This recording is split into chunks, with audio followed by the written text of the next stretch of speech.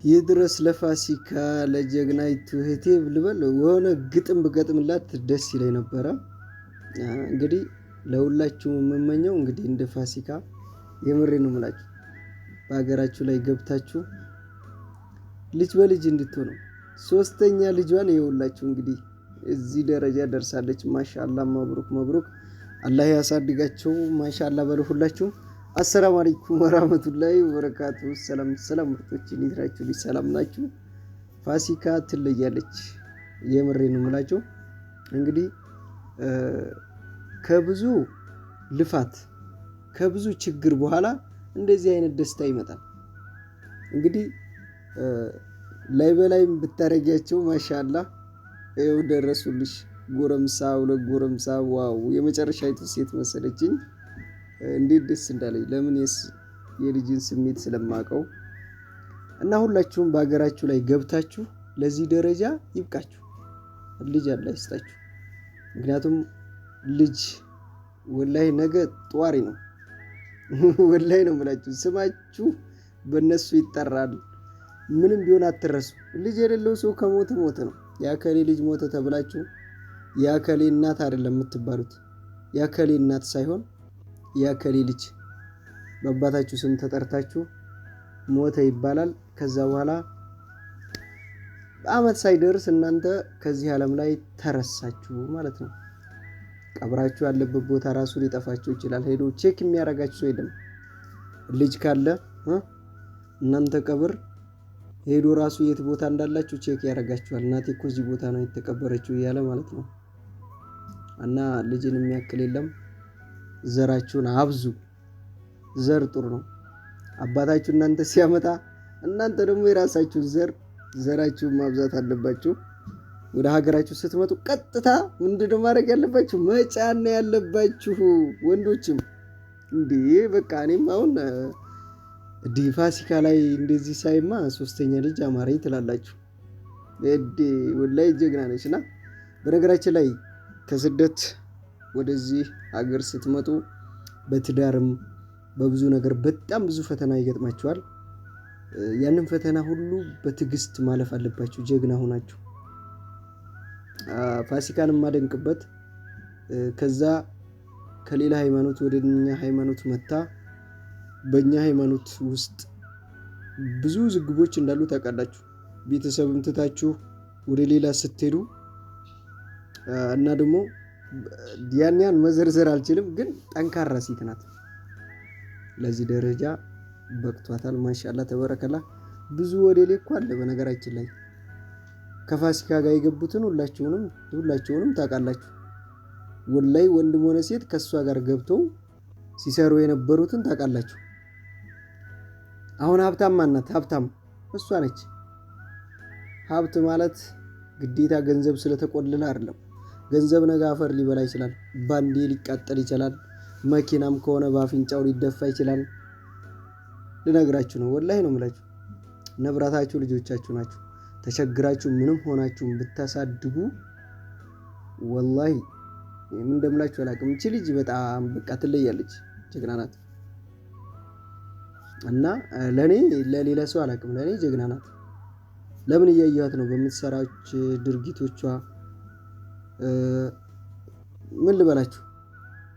እና በጣም ትዕግስት ያስፈልጋል። እዚህ ሀገር ስትመጡ ትዕግስተኛ መሆን አለባችሁ። ተስፋ ቆርጣችሁ ቶሎ ልብ ተከፍታችሁ ወደ ስደት እንመለስ ወይ ደግሞ አንድ ወልዳችሁ ሳትደግሙ ጥላችሁ በቃ ህይወት አልሆነኝም ብላችሁ ልጆቻችሁንም ጣል አድርጋችሁ የምትሄዱበት ታይም ሊኖር ይችላል። ያን ያዝ ማድረግ አለባችሁ፣ ቻል ማድረግ አለባችሁ። ምክንያቱም ልጆቻችሁ ጥላችሁ ስትሄዱ ልጆቻችሁ በእናንተ ፍቅር ስር አያድጉም።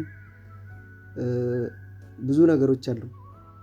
ምክንያቱም አሁን ከዛ ሀገር ስትመጡ እናንተ እዚህ ሆናችሁ ልጅ ልታሳድጉ ትችላላችሁ። ያድጋል እኮ ልጅ በደንብ አድርጋችሁ ታሳድጋላችሁ። ምክንያቱም የሚያስፈልገው ንጉሱ ብር ነው። ብር ስለሆነ ብር ትልካላችሁ። ማንኛውም ሰው ብር ሲላክለት ልጆቻችሁን ተንከባክቦ የሚያስፈልገውን ገዝቶ አቅርቦ ሊያሳድግ ይችላል። ግን ያ ልጅ እናት አትመስሉ።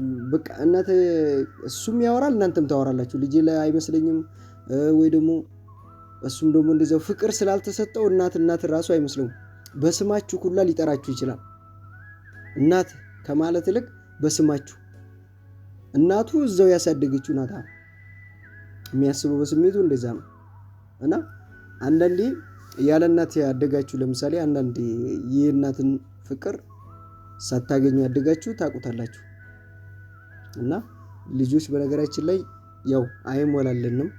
ልጆቻችን በቤታችን ሆነን እናሳድጋለን። ይሄ ከባድ ነው አውቃለሁ።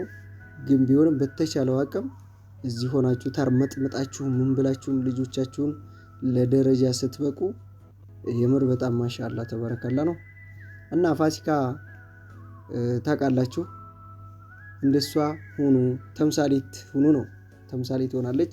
ስለዚህ ወደዚህ ሀገር ስትመጡ ቅድሚያ መጫን አለበት። በቃ ሌላ ነገር እንትሳትሉ መውለድ አለባችሁ። ምክንያቱም እድሜ ከሄደ አይመለስም። እኔ አላስፈራራችሁም እድሜያችሁ ሄደ ብዬ፣ ግን አይመለስም። እድሜ ያልፋል። እድሜያችሁ ሳይሄድ አባቴ ቀጭ ቀጭ ቀጭ ማድረግ ነው። ምክንያቱም ሁላችንም እናውቃለን። እኔ ጋር 6ኛ ነን።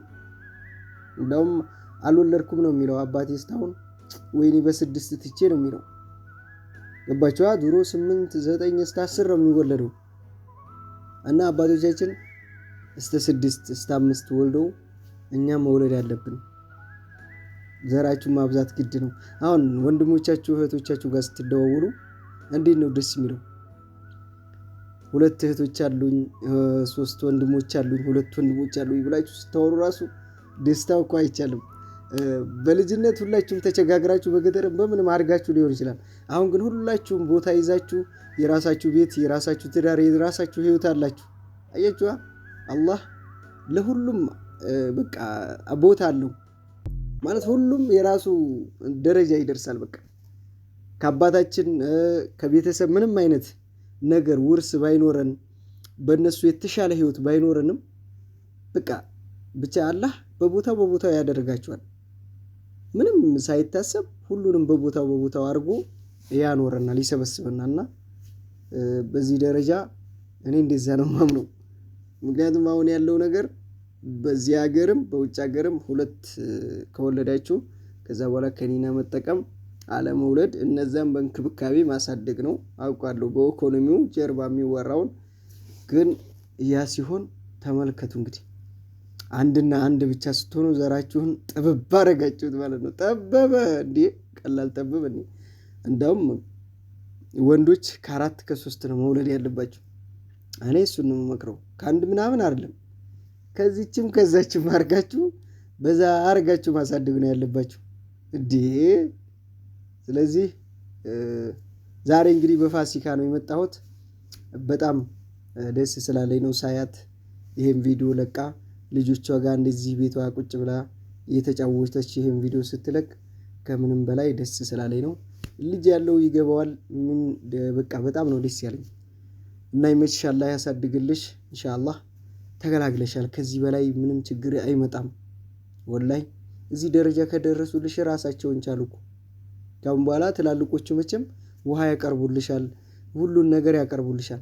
ሌላ ባያመጡም ይታዘዙሻል። ህፃኗ አስተምታርግ ማለት ነውና ይመቻችሁ። ላይክ አድርጉት፣ ቪዲዮ ለፋሲካ አድርሱልኝ። ሰላም አለይኩም።